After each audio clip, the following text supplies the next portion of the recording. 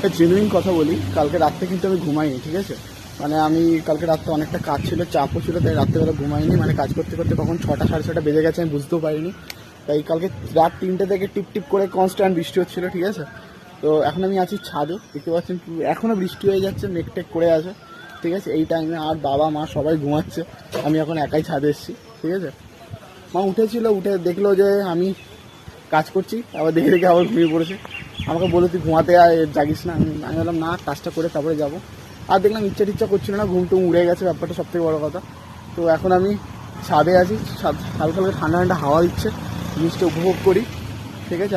আর বৃষ্টি হলে, বৃষ্টির ওয়েদারটা ভালো লাগে। মেন রোডে থাকার একটা সুবিধা আছে, সত্যি কথা বলি, জলটাও জমে না। যতই বৃষ্টি হোক, বন্যা হয়ে যাক, ঝড় উঠে যাক, যাই হয়ে যাক, জলটা জমে না, এটাই আমরা বেঁচে গেছি, ঠিক আছে। যারা ভিতরের দিকে থাকে তাদের আমি বুঝতে পারি, কারণ আমি ওই দিকটা মাঝে মধ্যে যাই, বন্ধুর বাড়ি টাড়ি অনেক কিছু। তো সেদিনকারই গেছিলাম।